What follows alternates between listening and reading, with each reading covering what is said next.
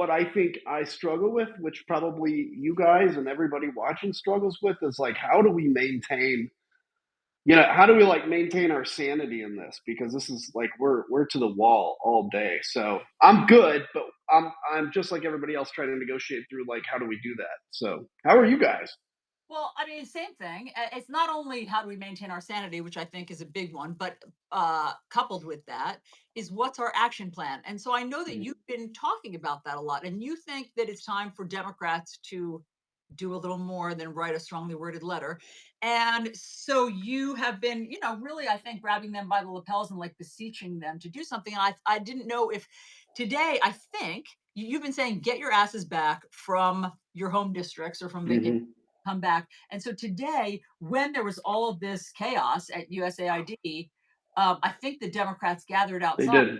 barred Yep. to the building. But I mean, is that effective? Is that what you were hoping for? What they did when they went to the building? Yeah, look, here's the thing to keep in mind is when you're in the minority, and I served like, I don't know, 2 or 4 years in the minority, the only weapon you have is your words. The only weapon is your message because, I guess if you're in the minority in the Senate, you have a little more because, you have the two-third or the filibuster and all that.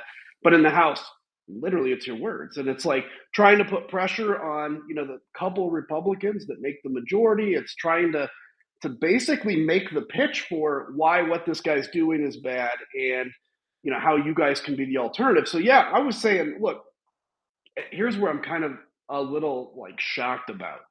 For the last 11 days, the attack on our constitution has been daily and overwhelming.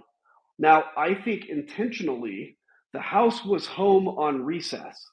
And so it looks like the House isn't there. It looks like the Democrats don't care because they're at home.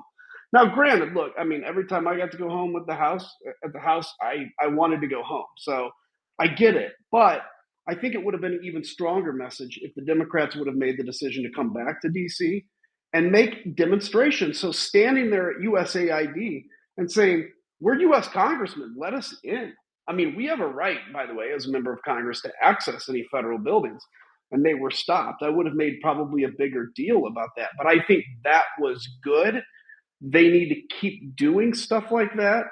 And because it is all about messaging and showing that you're fighting right I mean, basically, Homeland Security officials stopped sitting Congress people from going into now. a Yeah. building. This is unprecedented. I mean, or But whatever, uh, in our memories. isn't it illegal and unconstitutional, most importantly? Yeah. I mean, look, everything that's going on is unconstitutional. So this adds to another way to fight back. And I don't want to use the term resist because that was overused. And I also would implore people don't just like, you're going to disagree with a lot of what the administration does. Don't go to the wall on everything because then it just looks like you're out there like just opposing it because it's it, but find the big ones and we're in the big ones now. So yeah, the fact that again, even as a former member of Congress, I have the right basically to go into any federal building. They, as the members of Congress, have a right to. So the fact that they were stopped is illegal and wrong. They should have made a bigger deal about that. Maybe they did. But yeah, and not to mention what's happening to USAID is in and of itself illegal. That is an organization created by law. I'm sorry to be giving everybody to make you sick. I felt like our heads were cut off, mine and Dave's. So I'm now We trying can see your heads really